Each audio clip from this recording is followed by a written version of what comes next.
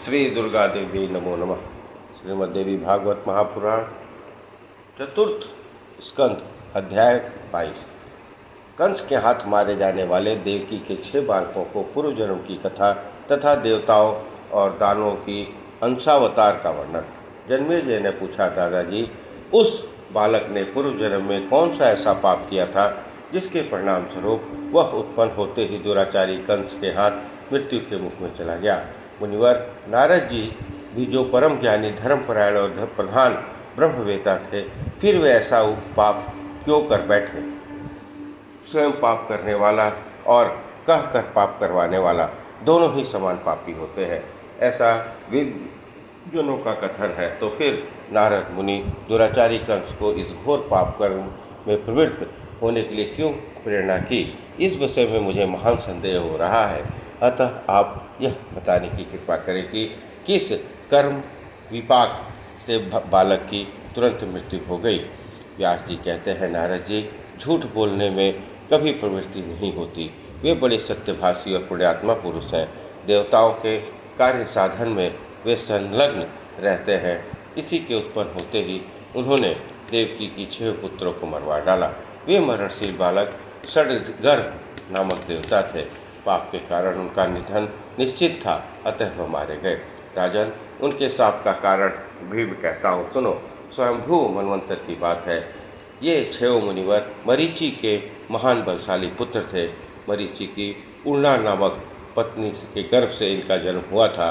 ये धर्म शास्त्र के प्रकांड विद्वान थे। एक समय की बात है, ब्रह्मा जी की किसी बात को देखकर इन मरीचि कुमारों को हंसी आ गई। तब ब्रह्मा जी ने इन्हें शाप दिया, तुम यहाँ रहने योग्य नहीं हो, धरातल पर जाकर दैत्य योनि में जन्म धारण करो। राजन, वे ही षड्गर्भ कालनेमी नामक दैत्य के पुत्र थे। अगले जन्म में हिरण्यकश्यपु के पुत्र बनकर इन्हें जगत में आना पड़ा था, परंतु इनका पूर्व ज्ञान अभी बना हुआ था। अतः पूर्व जन्म के शाप से भयभीत होकर उस जन्म में ये शांतिपूर्वक सावधानी के साथ तपस्या करने लगे। तब इन षड्गर्भ पर प्रसन्न होकर ब्रह्मा जी वर देने से प्रस्तुत हुए। ब्रह्मा जी बोले, महाभागो, तुम मेरे कृपा पात्र पौत्र हो। पूर्व काल में मैंने तुम्हें शाप दे दिया था, किंतु अब मैं तुम पर प्रसन्न हूँ। तुम अभीष्ट वर मांग लो। व्यास जी कहते हैं, ब्रह्मा जी के वचन सुनकर षड्गर्भों का मन प्रसन्नता से भर गया। वे अपने कार्य सिद्धि करने में तत्पर तो थे ही, अतः सबने अपना अभिलाषित वर मांग लिया। षड्गर्भ ने कहा, पितामह ब्रह्मा जी, यदि आप प्रसन्न हैं तो हमें यथेष्ट वर देने की कृपा करें। हमारी यह चाह यह है कि जितने भी देवता, मानव, महोरथ, गंधर्व, सिद्धेश्वर हैं, उन सब में हम अवश्य अवध्य हो जाए। उनमें से कोई भी हमें न मार सके। व्यास जी कहते हैं, तब ब्रह्मा जी ने षड्गर्भों से कहा, तुम्हारी ये सभी अभिलाषाएँ पूर्ण होंगी। महाभागो, अब तुम जा सकते हो। मेरी वाणी अमोघ है, इसमें संचय नहीं करना। राजन, तब ब्रह्मा जी ने षड्गर्भों को वर दिया। तब वे अत्यंत प्रशंसा से खिल उठे, किंतु हिरण्यकश्यपु उनके व्यवहार से जलने लगा। उसने कुपित होकर कहा, पुत्रों, तुमने मुझको छोड़कर ब्रह्मा को प्रसन्न करने की चेष्टा की। ऐसे बलशाली वीर होते हुए भी तुमने वर पाने के लिए उनका स्तवन भी किया और मेरे स्नेह को बिल्कुल ठुकरा दिया। इसके फलस्वरूप अब मैं तुम्हारा त्याग कर देता हूँ। तुम पाताल में चले जाओ। अब तक षड्गर्भ नाम से तुम जगत में विख्यात रहे, किंतु अब पाताल में जाकर नींद के वशीभूत हो तुम वर्षों तक सोए पड़े रहो। इसके बाद प्रतिवर्ष बारी बारी से तुम्हें देवकी के गर्भ से जन्म लेना होगा। तुम्हारा पिता कालनेमी उस समय कंस नाम से प्रसिद्ध होगा और उत्पन्न होते ही तुम उसी कंस के हाथों मारे जाओगे। व्यास जी कहते हैं, हिरण्यकश्यपु के यूँ शाप देने के कारण षड्गर्भों का बार बार देवकी के गर्भ से आना आरंभ हो गया। शाप अनुसार वे 6 बालक मार डाले गए। 7वीं बार शेष जी अपने अंश से देवकी के गर्भ में पधारे। संयोगवश उस गर्भ का श्राव हो गया। योग माया ने बलपूर्वक उस गर्भ को खींचकर रोहिणी के गर्भ में स्थापित कर दिया। 5 महीने पर वह गर्भ गिर गया। यह बात सबको विदित हो गया। देवकी का गर्भपात हो गया। इस बात कंस को भी ज्ञात हो गई। यह समाचार उस दुरात्मा के लिए बड़ा ही सुखप्रद था। सुनकर वह आनंद से भर गया। देवकी के 8वें गर्भ में स्वयं भगवान पधारे। देवताओं के 8वें गर्भ में स्वयं भगवान पधारे। देवताओं का कार्य सिद्ध करना एवं भूमि का भार उतारना उनके पर्दापण का प्रधान प्रयोजन था। जन्मेजय ने कहा, मुनिवर, वसुदेव जी कश्यप जी के अंश थे। इन्हीं के यहाँ भगवान शेष एवं श्री विष्णु अपने अंश का प्रकट हुए थे। इस प्रसंग का वर्णन तो आप कर चुके हैं। अब पृथ्वी की प्रार्थना करने पर उनका भार दूर करने के लिए देवताओं के जो अन्य अवतार हुए थे उन्हें भी बताने की कृपा करें। व्यास जी कहते हैं, जो जो देवता एवं दानव अपने अपने अंश से धरातल पर विख्यात हो चुके हैं, उन सब का वृत्तांत संक्षेप में मैं कहता हूँ, सुनो। वसुदेव जी कश्यप के अंश से, देवकी आदिति के अंश से प्रकट हुई थी, बलदेव जी शेषनाग के अंश से थे।